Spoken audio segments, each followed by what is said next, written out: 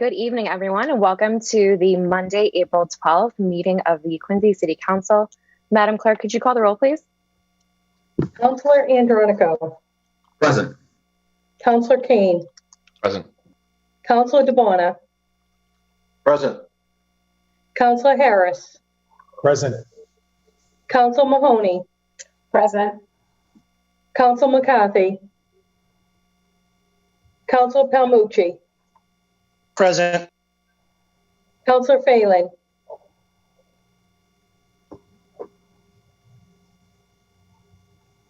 President Liang.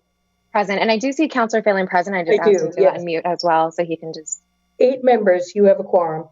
Great. Thank you. If we could all just mute ourselves actually again to just in honor of a moment of silence for all of the women and men currently serving both here and abroad, as well as just keeping in mind all of the frontline workers still fighting this pandemic.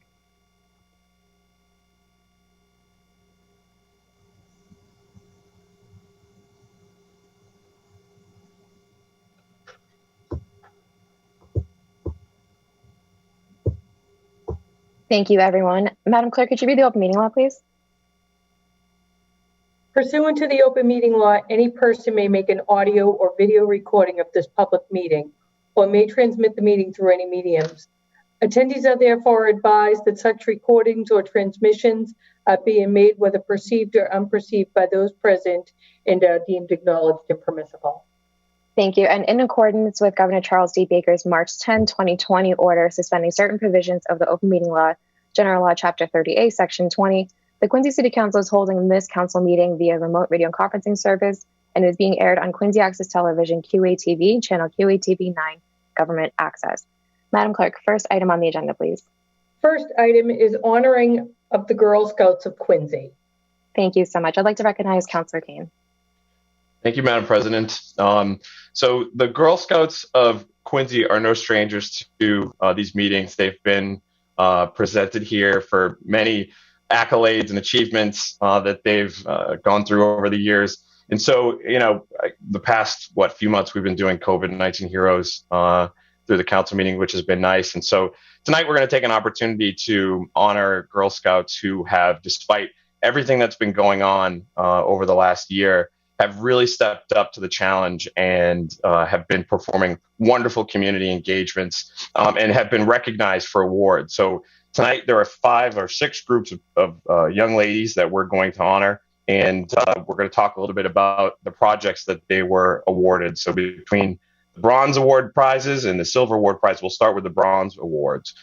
So from Troop 70758, we have Bridget Kelly, Gianna Ryan, and Nadia Alicia, and their project received a Bronze Award, and it was called the Homelessness Drive Project. And the goal of that project was to bring awareness to homelessness issues. Through use of social media and flyers, this troop collected items for donation to Father Bill's homeless shelter. Congratulations, young ladies. I would love it if, I don't know who from that group, if you want to talk a little bit about that, we'd love to hear it. So either Bridget, Gianna, or Nadia.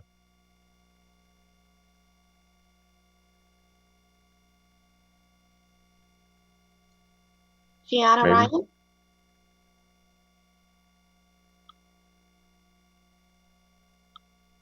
And I feel like they're probably pros better than we are at using the raise hand function. If any of them would like to use the raise hand function, we can certainly make sure to unmute you.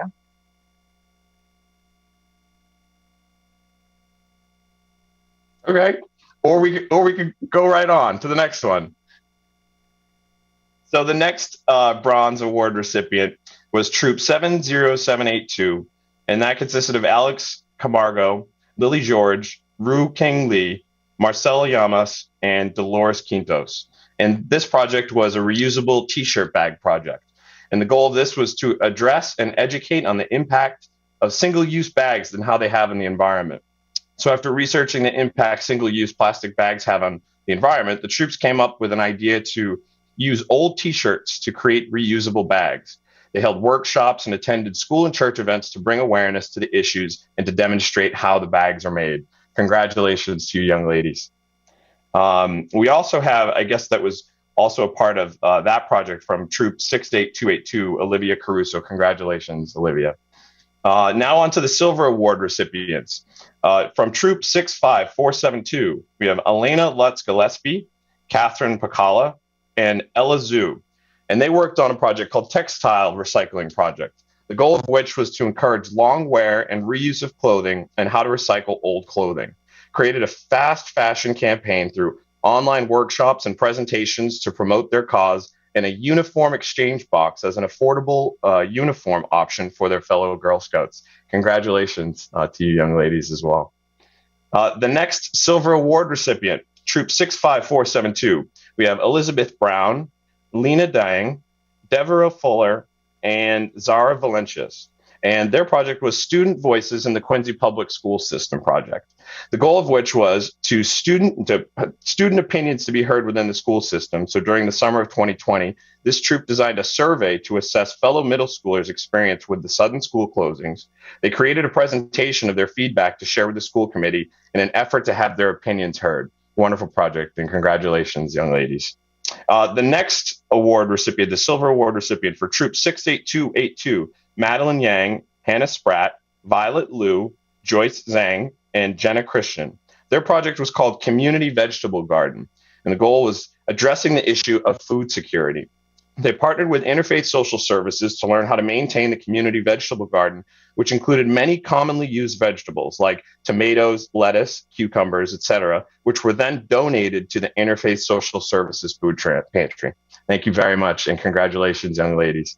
And last but not least, from Troop 68282, we have Ella Halley, Elizabeth Gonzalez, Kyrie Bloom, and Tareen Cunningham. And their project was called Sewing Face Masks. Their goal is to create 1,000 face masks for donation during mask shortage. The troop successfully sewed 1,000 face masks during the shortage period at the beginning of the COVID pandemic. Their masks were donated to various groups, including seniors, healthcare workers, farmers in California, and Navajo Nation in New Mexico, and more. Wonderful achievements. Congratulations to every single one of you young ladies for these achievements. It just shows the wonderful spirit that you have and the contributions that you give to our community. Thank you for being here tonight, and I'd love to pass it along to any of my colleagues if they'd like to say a few words. Thank you, Counselor. I'll give folks a moment to raise their hands if they'd like to speak. Counselor DeBona? Thank you, Madam President, and thank you, Councilor Kane, for bringing the Girl Scouts of Quincy up to our, we usually have them in the chambers and we can all take a nice photo and commend them for everything. Just want to say thank you to all the Girl Scouts for all their community service, community involvement with their projects and to help out during this COVID-19 pandemic. I know it's been a really tough year on everyone, and I thank the girls for just coming out and just continuing to do the best they can during these times. And I know when we get back to some type of normalcy, hopefully, that I'll definitely be seeing the girls out doing their community involvement. So thank you, girls, for everything. Thank you for everybody that's a volunteer involved with this, because it's very important that we continue to keep the tradition going. Thank you.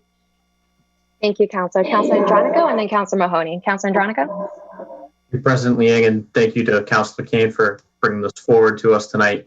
And of course, thank you to the Girl Scouts for all your efforts within the community.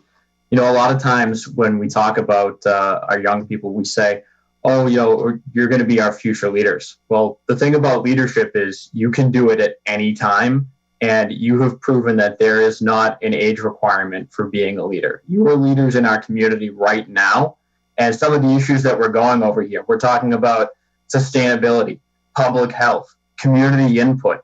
These are all things that you need in order to address the issues that are going on. So I really appreciate all of your efforts and all of your projects, and I really can't wait to see what you do in the years ahead too. I think you'll continue to top yourself. So thank you very much. Thank you, Counselor. Counselor Mahoney?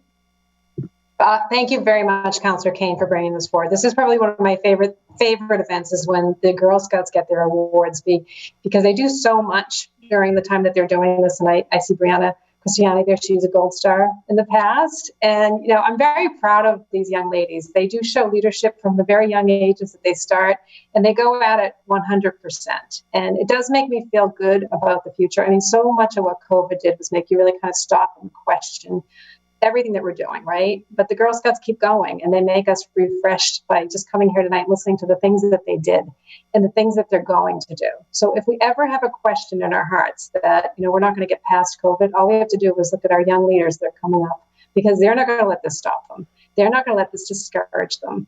They're gonna make sure that they see the shining light and pull us all through. So thank you all for making this a very special night. And you should be all very, very proud of yourselves. I'm very proud of you. I'm just proud to be associated with all of you. So thank you so much. Thank you, Councillor Liang, and thanks to Councillor Kane. Honestly, these are the types of things that make being in public service such a proud moment for myself. So thank you.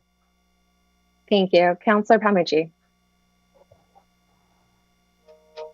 Thank you. I was going to chime in. Everybody said everything that I had to say, including this is one of my favorite parts. One of my favorite times of year when the Girl Scouts come up. I'm most impressed by the range of projects that they do. I'm always impressed by that, what the kids come up with. And I know that they're, they come up with these ideas themselves and the things they want to do. So I echo the sentiment of all the colleagues who spoke before me, and just congratulate the young women on their accomplishments, and look forward to seeing what they do in their community moving forward. Thank you, Madam President. Thank you, Councillor. Okay, let me just do one last look to make sure I didn't miss any other councillors. All right, great. Councillor Kane, any last thoughts that you might have? No, I mean, thank you for your inspiration. I mean, everyone just said wonderful things, and I hope you remember that I don't even need to repeat it, but your leadership is remarkable. You're young people moving communities, and you're influential. And I don't even think you really understand how influential you are. So keep up the good work. Keep setting good examples. Thanks for being here tonight, and keep doing us proud. Thank you so much, Councillor Kane. And I honestly could not have said it better. And I'm just so grateful. I echo the sentiments of my colleagues, and appreciation to you for giving this opportunity tonight to congratulate and thank all of these incredible leaders in the community.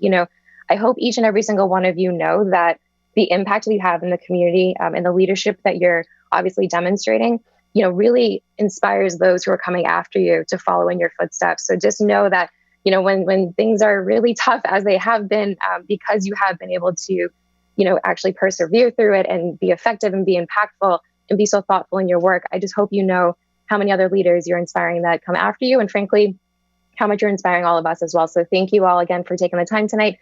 Thank you, Donna, for your leadership and your team as well. And Councillor Kane, thank you again for this opportunity for us to honor them. I hope you all stay safe and have a good night.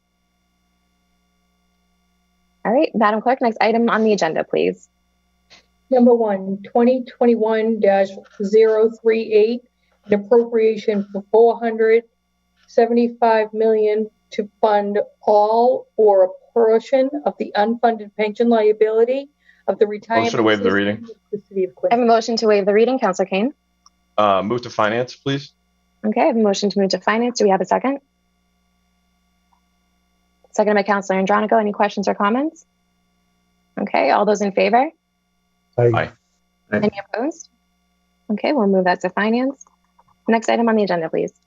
An appropriation for $1,400,000 for sewer and drainage rehab fund for Butler's Pond rehab project.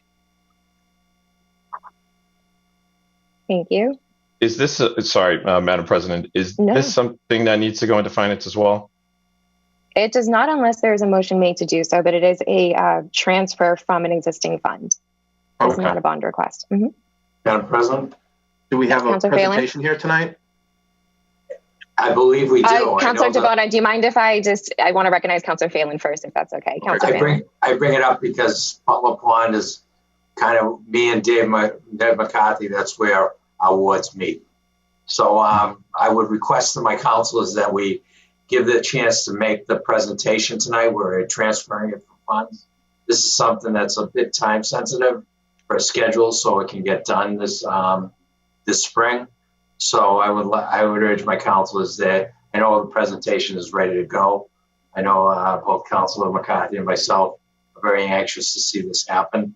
So, with the indulgence of the councilors, I'd like to request that this be allowed to go forward at this point. Absolutely. Is that a motion to approve, or would you like to see a presentation first, Councillor Phelan? I think We could do both, of course. I would make a motion to approve, but I'd also like to see the presentation. I think Absolutely. they have a great presentation ready. So, Thank you, Councilor Phelan. And before we move on, then, Councilor DeBona, did that answer your question, or did you have any other questions? No, that was it. Councilor Phelan summed it up. Thank you. Great, thank you. Madam Mr. President. Walker, do we have somebody this evening that can speak to this item? Madam President, I second the motion, by the way. Thank you, Councilor Harris. Through you, Madam President, I believe Commissioner Murphy is going to introduce the project, and environmental scientist Julie Sullivan is going to give the presentation. Excellent, thank you. Good evening, Dave. Good evening, Madam President, members of the council, members of the public. Those of you that don't know me, my name is David Murphy, and I'm proud to serve as your Commissioner of Natural Resources. We oversee the park, forestry, cemetery, recreation, and our natural resources such as Butler's Pond. Before you tonight, we have what we consider a very exciting project to deal with decades of drainage runoff into Butler's Pond from the surrounding catchment area. Tonight, I'm joined by our environmental scientist, Julie Sullivan. I'm very excited to have her up before the council. I've been very excited to have the opportunity to showcase a lot of the work that she's been doing over the last year and a half, working with the Friends of Butler's Pond. For those of you that aren't familiar with Butler Pond is a neighborhood resource that sits behind the old Central Middle School between Butler Road, Marymount Road, and Marginal Road, right by the Dorothy Quincy House, for those of you that are familiar with that. And Butler Pond essentially catches all of the drainage from an area as far away as the Mount Wallison Cemetery and Southern Artery, all the way up to Hancock Street. And Julie will go over a lot of that in her presentation. But it plays a very important role from a drainage perspective and also from a local environmental perspective. I think those of you that have been by there have seen the great work that the neighbors have done through the Friends of Butler's Pond. There is some great wildlife in there, a lot of interesting birds, and a lot of friendly turtles. I wouldn't suggest getting too close to the large snapping turtles, but they are very domesticated and friendly indeed. So tonight's proposal would address decades of sediment buildup and contaminated runoff that's been emptying into the pond. And not only would it undo decades of sediment buildup, but it would also stop future contaminants and sediment from building up into the pond as well. So with that, I'd like to turn it over to Julie Sullivan for her presentation. And then if the council has any questions, certainly her and I are available to answer them. Great, thank you. Hi, Julie. You should be able to share your screen, but let me know if you aren't. Okay, I'm going to try to do that now.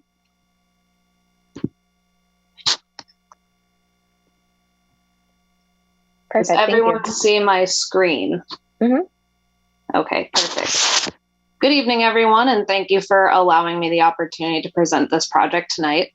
My name is Julie Sullivan, and I'm the environmental scientist with the Department of Natural Resources. Tonight, I'll just be giving you a brief overview of this project and the benefits that it will provide to the Quincy community and the environment. So to summarize, I'll briefly touch upon each of these aspects of the project. I will highlight the size of the pond's watershed and the pond's functionality during rainfall events, the technical background of the project, including the specific benefits of the dredging approach, reasons why this project is beneficial to the environment and the community, and project logistics and costs. So let's start off with a quick overview of Butler's Pond and its functionality as a sort of drainage basin. So for anyone unfamiliar with Butler's Pond, as Dave just described, it's located a short walk from City Hall and is enclosed within Hancock Street, Butler, Marymount, and Marginal Roads. Butler's Pond serves as a drainage basin for a 34-acre sub-watershed area. So every time that it rains, and I love playing this fun little animation, the stormwater runoff from the surrounding 34-acre catchment area is conveyed to the pond via the existing storm drain infrastructure. So not only is the pond an important ecological asset, it is a crucial flood storage and stormwater retention asset as well. So over the years, all of this runoff has contributed to an abundance of sediments in the pond. These sediments are rich with nutrients, specifically nitrogen and phosphorus, making it an accelerant for aquatic plant growth. So it's basically just fertilizer sitting in the bottom of the pond. And as the algae population explodes, oxygen availability in the water column plummets and the pond's ecosystem sways out of balance. As a result, we are proposing dredging to restore the pond's depth and to improve habitat and water quality. In comparison to mechanical dredging, which is another approach that we looked at, Hydraulic dredging is low impact, and it will minimize disturbances to the wildlife in the pond. In addition to dredging, a gravel wetland will be constructed at the Butler Road end of the pond. This will allow additional area for stormwater runoff, infiltration, and will decrease the amount of sediment being discharged to the pond. So here's a plan that reflects the existing conditions at the pond as it is right now. And this is what the pond will look like while it undergoes the dredging process. An access ramp will be erected on the western bank of the pond, and geotubes will be laid out along Marginal Road. The geotubes will be temporarily along the side of the road as the sediment inside of them dewaters and the water flows back to the pond. And here's a detail of the proposed gravel wetland. So on the left side of the picture, that's kind of where the catch basin will connect to the wetland, and then the water will flow through the wetland and into the pond on the right side.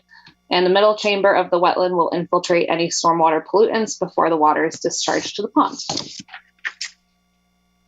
Once the water's left the geobags and the sediment is dry, an LSP, which is a licensed site professional, will test the sediment and it will be disposed of accordingly. This picture shows an example of what the geobags might look like when they're laid out roadside. There are two approaches that we could take to this project: hydraulic dredging and mechanical dredging. We chose to go with hydraulic dredging, as I mentioned earlier, and this method entails the use of a small barge with a cutter head that sucks the sediment into the geotube, sort of like a vacuum. And this allows for the least level of habitat disturbance, and it keeps sediments out of the water column. In doing this, the species within the pond will be protected from any negative impacts of the sediments being kicked up. As I mentioned earlier, the sediment in the pond is so nutrient rich that it creates an excess of aquatic plant growth and harms the pond's ecosystem.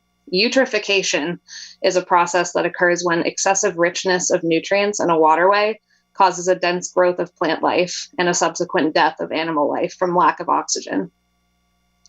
According to data collected by ESS in 2013, Butler's Pond is in an advanced state of eutrophication. Aside from nutrients, there are other pollutants of concern that are bound to the pond sediment particles. These pollutants include heavy metals.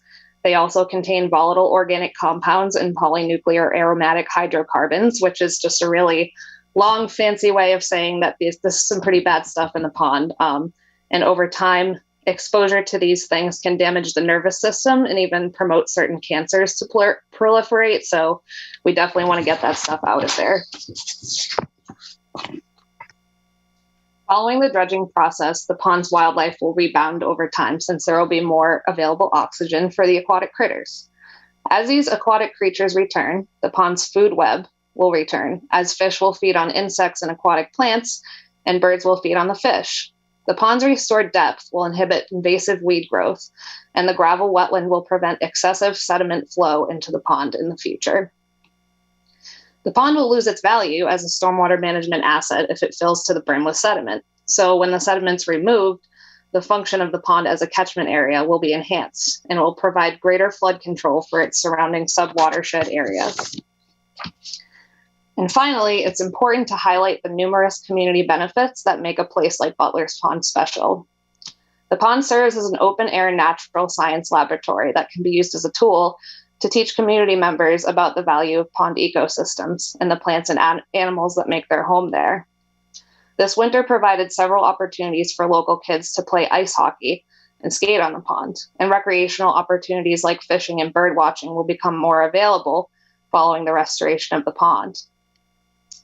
The availability of a natural retreat like Butler's Pond, especially within an urban landscape, has been scientifically linked to a variety of mental health benefits. Studies have shown that too much time spent in urban environments can place stress on the nervous system and the amygdala, the part of our brain that perceives fearful and threatening stimuli. Spending time in nature is a proven antidote to this effect, and especially this year, I think a lot of people have realized that in their own personal lives.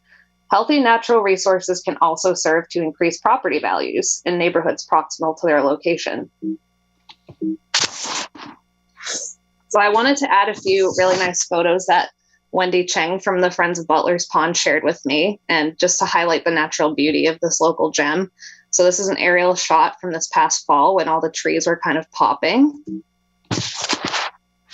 This is an aerial shot from January, so evidence that it is used by the community. And here's one of the many turtles that lives at Butler's Pond.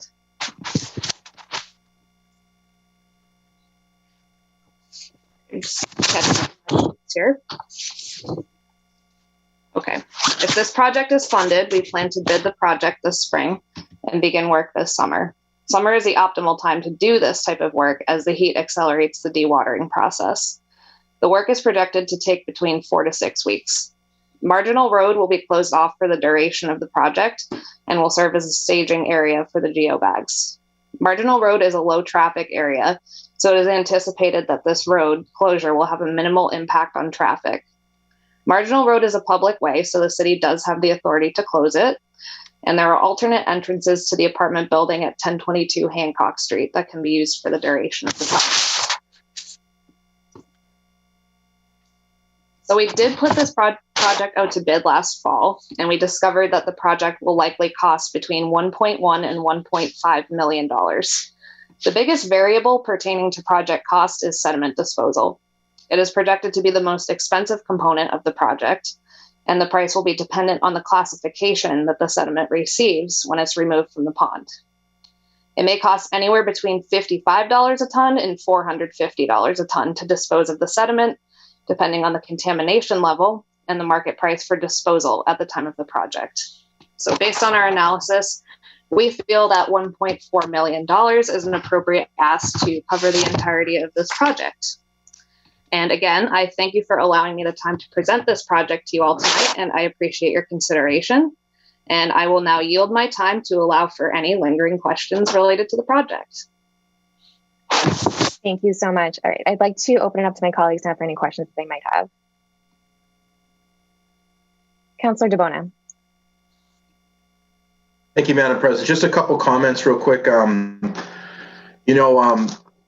I want to thank Julie Sullivan and Dave Murphy for coming forward here tonight. This has been something that has been ongoing for the 5 years. I'm in my 5th year now as a community preservation representative for the City Council, and this has come. The Friends of Butler's Pond have come in front of us prior to this to do this project. So the biggest problem was the dredging and the sediment disposal. It costs a lot of funding, and in our CPC or CPA funds, we didn't have enough to fund these projects. We basically been kicking the can down the road for a little while, and I'm happy to. Over the last 2 years, Dave Murphy was a CPC member before he became Natural Resources, and we funded that position as well as the environmental scientist, which is Julie, and it's been a huge help for us. And you're putting stuff into action right now. So, this has been long overdue.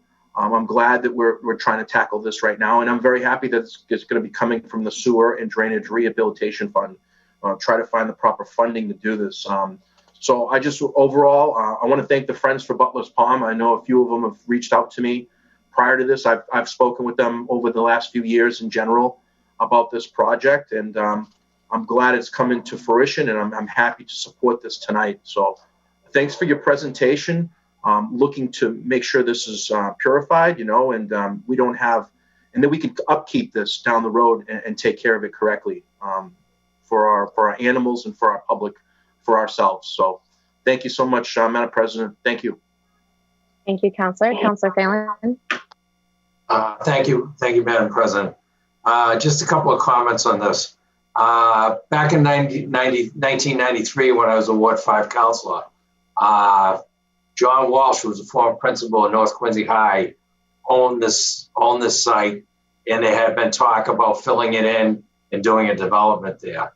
At that time, I worked with him. He donated the land to the city, but he didn't want anything to be built on it. So we zone the land open space so that nothing in the future would be built on this.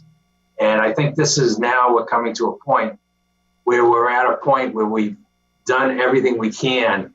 And if we want to keep this as an environmental treasure, which I believe it is, it's time to do some action. And as you say, some of the sediments that are in there could not only be harmful to the wildlife, but also harmful to the people in the area. And this is a key storm retention area for for this area. It's nice, it's environmental, but from a practical side, it's huge for the drainage of this whole area, the people who live in this area. And right across the street, we have the beautiful Dorothy Quincy House, which is also an historical setting right along the pond. So I think it's very important that this is one of our resources and that we take care of our resources, manage them correctly. I'm very excited seeing Julie on and Dave Murphy with the Natural Resources Department. They've really taken the lead on these things. And I think this is a time where we are transferring money from the sewer and drain rehabilitation fund, because this is, as environmentally great as this is, it's also going to dramatically help with the drainage in this area. So it's what the fund was intended for, what it was voted for. And I say I was on the council when I voted for this back in the late 1980s. And this was what we voted it for, was projects like these that we didn't want to go through the taxpayers. And this money comes from developments. The developer has to put so much money into this fund. So I would urge my colleagues to pass this on a positive vote. And I think I'd also like to thank a lot of the friends of Butler Pond, because they have kept this on our radar screen, done a lot of work on the pond, and are great caretakers of this pond. And I would just urge my colleagues for a positive vote tonight. Thank you, Madam President. Thank you, Councilor, and thank you for your work over the years in making this fund possible. Any other questions or comments from my colleagues? Councilor Mahoney. Thank you very much, Madam President. Thank you for the presentation. I just have a couple of questions. The first one is, how much do we have in this fund, just out of curiosity? I'm going to defer to Dave Murphy for that question. And I will defer to Municipal Finance. Thank you. Game of tag, Mr. Mason. Good evening, Council. Right now, we have roughly $1.9 million in the fund. Okay, so this will leave us with about $500,000 in the fund, correct? Correct, Councilor. Okay, and then the other question that I had, I think this will be for Dave and Julie, because I do think this is the correct use for this fund, but at the same time, I just have another question. How often do we have to, just so that we, it's been years that this has been done. So how often do we do this to make sure we maintain maintenance there? Like, how often does something like this have to be done?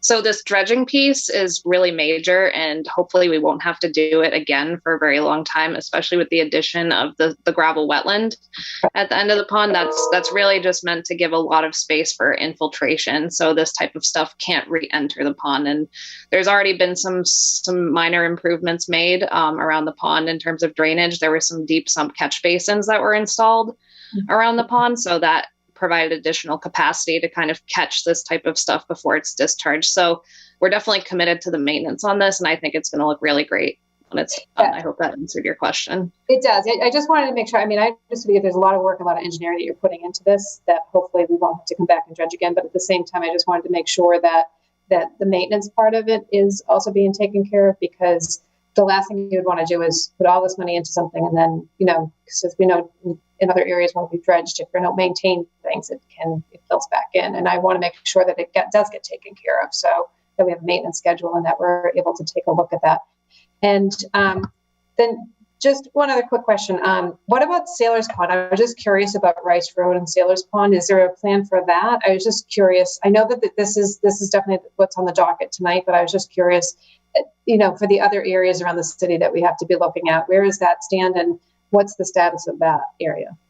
So we're actually planning something extremely similar for Sailor's Pond, hopefully for next summer. We're undergoing the permitting process right now for that. It is quite bigger than Butler's Pond, so we will need a little bit more funding just to remove some of the sediment. There's about twice the quantity that we'd have to remove, and it's a little bit different in terms of contamination. It's a little bit less contaminated than Butler's Pond. So there's a couple of variables that are different, but that is certainly on our radar for this type of work. Okay. I just was curious about that. And then, and that's really my only questions. I do appreciate the presentation. I know that this is something that's been, it's been in dire need for a very long time. And I know we get many phone calls, and even when I was in the school committee, people would ask me like about this in particular. But I'm more than happy to support it, and knowing that the money is not coming from taxpayers and it's coming from a fund. And thank you, Councillor Phelan, for the fruition to be able to make sure that was there for us. But it's time that we do take care of it. So I appreciate the presentation, and hopefully, it will come in under budget and there'll be a little bit more money left for Sailor's Pond, because I am concerned about that. Are there any other areas in the city that we have to do something like this other than Sailor's Pond and Butler's Pond? At this point, no. These are the two major ponds that we're planning on dredging. I didn't know if there were any other ones I was missing. I couldn't remember the name of Sailor's Pond at the beginning of this. For some reason, I kept thinking, what's on Race Road? So thank you very much. I appreciate the presentation. Thank you. Thank you. Any other questions or comments? Okay, seeing none, we do have a motion to approve by Councillor Phelan, seconded by Councillor Harris. Madam Clerk, could you call the roll, please? Councillor Andronico, Yes. Councillor Kane, Yes. Councillor DeBona, Yes. Councillor Harris, Yes. Councillor Mahoney, Yes. Councillor Palmucci, Yes. Councillor Phelan, Yes. President Liang, Yes. 8 members. Item passes. Thank you. Thank you, Dave and Julie, for your work on this. I just wanted to ask quickly, I know I should have asked this earlier, but could you just make sure the presentation is available for folks on the city's website, either under the council portion or under the portion related to the work done here, just so folks can check it out and we can share it as well? Sure. Great. Thank you so much. Okay, Madam Clerk, number 3 on the agenda, please. 2021-041, a resolve, a call to protect Fall River residents against unplanned toxic gas releases at the Weymouth Compression Station. Thank you. I'd like to recognize Councillor Andronico. Thank you, President Liang, and through you to my colleagues. I decided to put the resolution before us tonight after the reports on April 6th of the third unplanned toxic gas release at the Weymouth Compression Station since it had completed construction just a mere 8 months ago. And just a little bit of backstory for those at home. The station began operating, at least on a trial basis, last fall. And a few days into it, on September 11th and then subsequently on September 30th, the station had experienced 2 unplanned gas releases, one on each of those days. And Enbridge reported those releases as they're required to do anytime there's an unplanned release of at least 10,000 standard cubic feet. Now, following those unplanned releases, the station was shut down, and the Pipeline and Hazardous Materials Safety Administration, PHMSA, conducted a thorough review and ordered Enbridge to make numerous safety upgrades before they would be allowed to resume. And following those upgrades, Enbridge resumed operation in late January of this year. And it was through PHMSA's report and their recommendation that we learned that those 2 unplanned gas releases didn't release just tens of thousands of toxic gas into the air as they had initially estimated, but they had actually released over 500,000 cubic feet. It was 540,000 cubic feet of toxic gas. And that was when they had to go back and they redid their math. And after repairs and upgrades were done, Enbridge again said that there was nothing to worry about, and the likelihood of this happening again for a third time was minuscule. Well, less than 80 days later, after those recommendations, we had that third release, and this time they're saying it's just over that 10,000 mark, but I'm not entirely certain if I have a lot of faith in that number and what they're telling us at this point in time. So the resolution before us asks PHMSA to revoke the temporary removal of the pressure restriction that was issued in January, which would put a halt on all operations in Weymouth, and requests that PHMSA conduct a full investigation into the third release.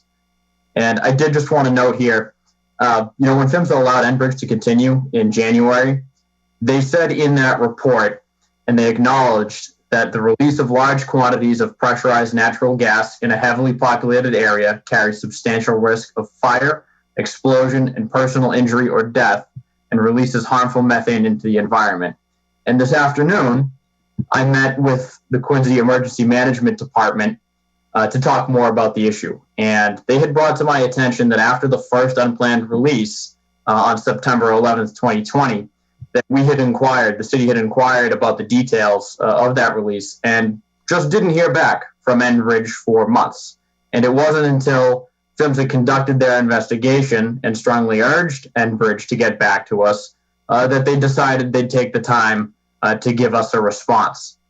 And in addition, the department has requested on multiple occasions that direct notifications be given to the department when there are natural gas releases beyond those that meet regulatory reporting thresholds, so that we can actually make proper first response actions, especially considering, it's next to tanker traffic on the Fore River.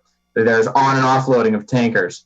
We have the refining operation at Twin River Technologies. There's significant risk that any unplanned release could spark an absolute catastrophe, and it's simply unacceptable that we wouldn't be notified. So it's clear that the safety recommendations didn't stick. We deserve answers, and the station needs to be shut down until we get those answers. So with that, I respectfully make a motion to approve and ask that my colleagues join me in this call to action. Thank you, Councillor. So we have a motion to approve. Do we have a second? Seconded by Councillor DeBona. And then did you also have a question and/or comment, Councillor DeBona? Yes, if I could. Thank you, Madam President. Thank you, Councillor Andronico, for bringing this forward. I appreciate all your hard work with this. And just to start off, Enbridge has not been a good neighbor, okay, and is not notifying us of these accidental leaking gases until hours later, when it's far too late for us to do anything. Councillor Kroll before Councillor Andronico was definitely had his pulse on this and did a great job, as well as the Councillor LaForest and as well as Councillor McCarthy over the last few years. And I'm happy to see Councillor Andronico step up. This is an issue for the city of Quincy and our residents. Speaking with the emergency management director, Ali Sleeman, I've been in contact with him, and I know he's been in contact with Councillor Andronico and Councillor McCarthy on these over the last year. But it's important that we get the communication layer. There's a break of communication in this when they don't notify us, and then until hours later, and they our directors and our people at the top of the ladder cannot get the information out. And the 911 alert that comes up on our phones, the 911 alerts that come up on our emails, they're not able to give that release when the release of these gases. Over the last 8 months, there's been 3 times that this has happened. So I thank Councillor Andronico for bringing this forward. I hope this isn't going to be an issue over that Fore River Basin with the compressor station, but we need to keep our eyes and ears open for any new developments happening. So I'm happy to second this and support this measure, and hopefully we can get to the bottom of this and have no issues like this happening again. So thank you, Madam President. Thank you, Councillor. Councillor Palmucci. Thank you, Madam President. I appreciate Councillor Andronico for bringing this in. This isn't just a Ward 2 issue. It's not just an issue that affects, one neighborhood in Weymouth and, a couple neighborhoods in Quincy. On particular days, I can smell an ocean breeze over in West Quincy. The air we breathe is not limited to a particular area. This affects all of us. And one of the things that Councillor Andronico said that struck me is saying that the city had asked for an answer to these unplanned releases, and they didn't even have the courtesy to give us a response. And I chuckled to myself because, in my experience in criminal law, when you don't get a response, it's because there's something worse to say, right? I suspect that the reason why they're not responding is because their response would be so bad. If they were to tell us the truth about what's going on at that compressor station, it would blow all of our minds and they would be shut down permanently. So I suspect that's why they're not giving us the courtesy of a response, is because their response would be terrible. The information that they have, the facts on the ground over there are terrible. I mean, this is nothing short of a public health emergency. You have this you have this plant over there operating, which everybody who was involved said it was a danger. It's in a highly urban population center, unlike just about any other plant across the country. And now you have them proven in short time that they can't safely operate it. I mean, it's just a complete and utter systemic failure on their part. I was glad to see a couple weeks ago or last week that Congressman Lynch was stepping up his efforts to try and have the federal permits revoked or suspended. And I think, I think obviously I think the entire council will support this as we should. And, we'll all stand in unison following Councilor Andronico's lead on this. But, this really is a wider issue than just affecting a couple of neighborhoods in Quincy and Weymouth. I mean, it really, really is it's a public health emergency. These are just the problems that they're having now. The worst case scenario is so much worse than this. And we have to do everything we can as a legislative body in Quincy to prevent that from happening. So I thank Councilor Andronico for bringing this in. I think he knows. I've told him privately, I tell him publicly, I certainly will, and I suspect the rest of the council will support any initiatives he wants to bring before us, and we'll cooperate with him in any way that we can to help lead this fight. So thank you, Madam President. Thank you, Councilor. Well said. Any other questions? Oh, Councilor Mahoney. I'm just going to be joining this as well, and I want to thank Councilor Andronico also for bringing this forward. Being it is in his ward, and because it is in his ward, and it's across the way in Dave's ward too, but it is our whole city. I mean, this is it was a terrible decision to even allow this to even go forward with it. So the fact that we're even talking about this is devastating to me. And I know the city is still in legal pursuits for it as well. But we really do have to push back, and we have to stand unified in this, and we have to work with our neighbors with this, because it is a health crisis. It's a danger to everybody, and it's terrifying. I mean, the results of what could happen is horrific, and without being vocal about this and standing together on this, I'm not sure what else we can do. But I guess I'd like to ask you through you, Madam President, to Mr. Walker, what the status is about what the city has been also doing as well. And I definitely, anything in any way, in any shape or form that you need, Councilor Andronico, let us know, and we'll be there for you, because this is how important this issue is. So if Mr. Walker could just give us a little update of where we stand in the city, that'd be great, legally. Through you, Madam President, if I can, as this body knows, the city is party to a number of legal challenges to the compressor station. Those challenges continue. You may have seen within the last several months that the town of Weymouth did come to a settlement with the companies operating and building the compressor station. The city of Quincy is not party to those. We did not engage in negotiation, nor would we. We are standing shoulder to shoulder.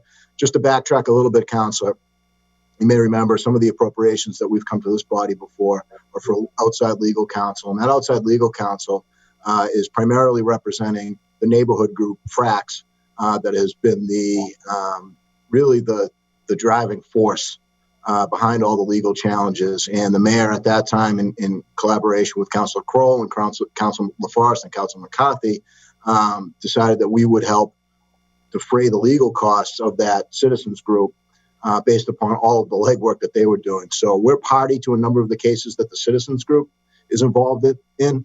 I'd be happy at some point to talk with the legal team and the folks here to get into more detail relative to what's still out there. It gets a little technical, Councilor. I don't want to talk out of school. No, I understand. But we're 100% in.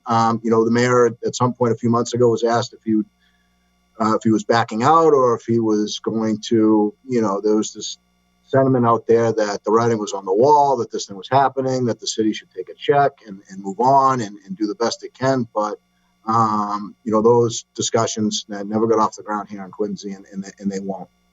Okay. I just wanted to check in on that status. So I do appreciate that, Mr. Walker. And like I said, Councilor Andronico, it's an ongoing battle that needs all of our support. So when and if the times come that you need us there, you just let us know, and I can tell you that the council will be right there behind you along with this resolve. So thank you very much for bringing it forward. And like I said, you have to keep it in the forefront so everybody keeps remembering it. So thank you. Thank you. Councillor Palmucci and then Councillor Phelan. Thank you. Just after hearing what Mr. Walker said, I would ask Madam President that perhaps we can have the folks from FRAC come to the council and just give us a brief update on the efforts that they're currently involved in. I don't want the attorney that is being paid by the hour to come before us, but I trust that they can give us an update as to that litigation as well. Certainly, this is something the body has supported through votes of appropriations of money. So I think it makes sense. Also, we could always, everyone could use to be better informed about these things. So perhaps if we could, when we have a light agenda in the next, several months, we could ask them to come up and just give us a brief presentation as to the status. Absolutely, Councillor. Thank you. Councillor Andronico has mentioned offline just a couple of follow-up items that he still wants to make sure to continue on as well. And so we'll make sure to include this in there as well. Thank you, Councillor. I appreciate it.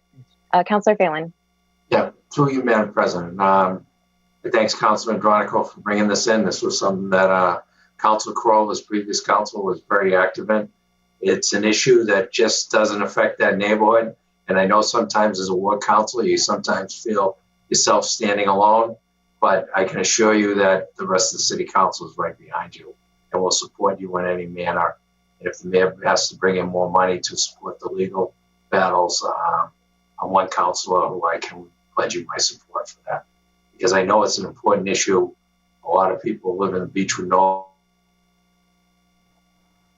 area are also fighting this thing. So hopefully we keep working at it. We make them put their shoulder to the do what they're supposed to do. And I think you do that by continuing to checkmate them wherever you can. And this is a good step. I know there's going to be several other steps, and I will be supporting you along the way. Thank you, Madam President. Thank you, Councillor. Any other questions or comments from my colleagues? Okay, seeing none. So we have a motion to approve made by Councillor Andronico, seconded by Councillor DeBona. Madam Clerk, could you call the roll, please? Councillor Andronico. Yes. Councillor Kane. Yes. Councillor DeBona. Yes. Councillor Harris. Yes. Councillor Mahoney. Yes. Councillor Palmucci. Yes. Councillor Phelan. Yes. President Liang. Yes. 8 members. Thank you. Item passes. Okay, moving on to the approval of previous meeting minutes. Because we had back-to-back meetings, they will be on the following agenda, so there's no approvals for this meeting. So moving on to the next item, communications and reports from the mayor, other city officers, and city boards. Madam Clerk? Yes, I do have a communication this evening to go to Public Works, a utility for Mass Electric at 63 Franklin Street. Excellent. Thank you. So put that to Public Works and make sure to advertise for that as well. Okay, moving on. Unfinished business and preceding meeting. Seeing none. Any reports of committees? Okay. Any presentations of petitions, memorials, and remonstrance?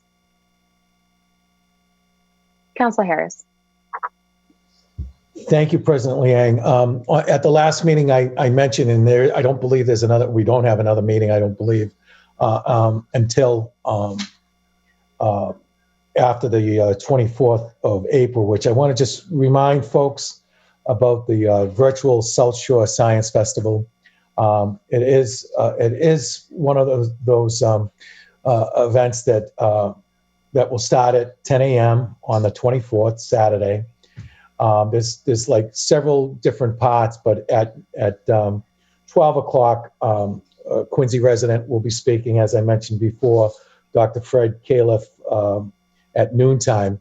And he's a graduate of Quincy High School, and it really should be an interesting day where people, kids, and folks have put a lot of effort into this, and this is the 7th annual.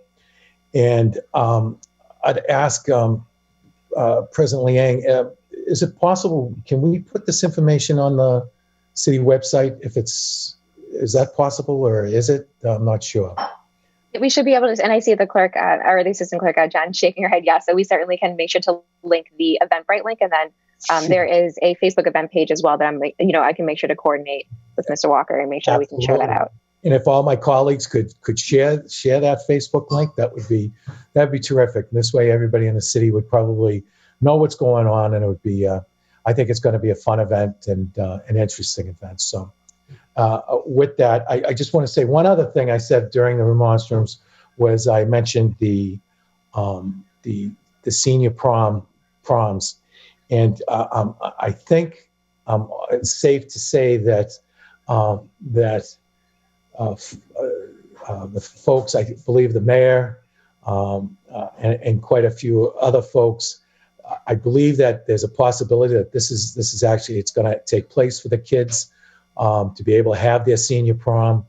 And I wanted to just say my thank yous to folks. We have a lot of smart people here in Quincy that work in Quincy, and I knew that this was going to, there was a chance that this could take place. So with that, thank you, President Liang and my colleagues, and have a nice week off next week. So thank you, everybody. Thank you so much, Councilor. Thank you again for the reminder, because again, it is going to be, I think, really neat to be able to hear from the gentleman who named two spaces on Mars after Quincy and Squantum. So thank you so much for reminding us of that. I think it's going to be a lot of fun. Thank you, President Liang. Thank you, Councilor. Any other motions, orders, or resolutions? Okay, seeing none. Scheduling of committee meetings and public hearings. Okay, as a reminder, our next regularly scheduled council meeting will be Monday, May 3rd. However, we do have a finance committee meeting on what you'd call an off night on Monday, April 26th, and that starts at 6 p.m. And that's going to be to discuss the $23 million for the acquisition of Quincy College land and initial design services. So just keep an eye out for that. The information will be advertised as well for those who would like to tune into that. With that, do I have a motion to adjourn? Motion to adjourn. Motion to adjourn. Excellent. Have a good night, everyone. Please be safe. Good night.